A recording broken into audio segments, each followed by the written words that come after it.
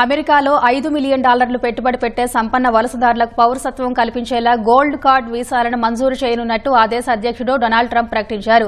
ఇందుకోసం పెట్టుబడిదారుల కోసం 35 ఏళ్లుగా అమల్లో ఉన్న వీసా పాలసీని మార్చే యోచనలో ఉన్నట్టు తెలిపారు. గోల్డ్ కార్డు వీసాను పొందే వ్యక్తులు అమెరికాలో మరింత ధనవంతులవుతారని, విజయాలు సాధిస్తారని ట్రంప్ పేర్కొన్నారు. ప్రభుత్వానికి పన్నులు చెల్లించడంతో పాటు ఎంతో మందికి ఉపాధిని కల్పిస్తారని ఓవల్ కార్యాలయంలో మీడియాకు తెలిపారు. EB-5 వీసాల జారీపై ఏడాదికి కొంత పరిమితి ఉండగా గోల్డ్ కార్డులపై అలాంటిదేమీ ఉండదని ట్రంప్ తెలిపారు. ద్రవ్య లోటును తగ్గించుకునేందుకు తమ ప్రభుత్వం 1 కోటి గోల్డ్ కార్డులను ఇవ్వనున్నట్టు వెల్లడించారు. మరో 2 వారాల్లో EB-5 వీసాలను గోల్డ్ కార్డులతో భర్తీ చేయనున్నట్టు వాణిజ్య మంత్రి హోవర్డ్ తెలిపారు. ఇది కూడా ఒక రకంగా శాశ్వత నివాస హోదా కల్పించే గ్రీన్ కార్డ్ లాంటిదేనని పేర్కొన్నారు.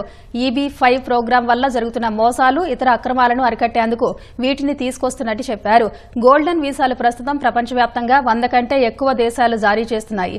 UK, Spain, Greece, Malta, Australia, Canada, Italy వంటి దేశాలు పెట్టుబడులను ఆకర్షించేందుకు సంపన్నులకు ఈ వీసాలు ఇస్తున్నాయి.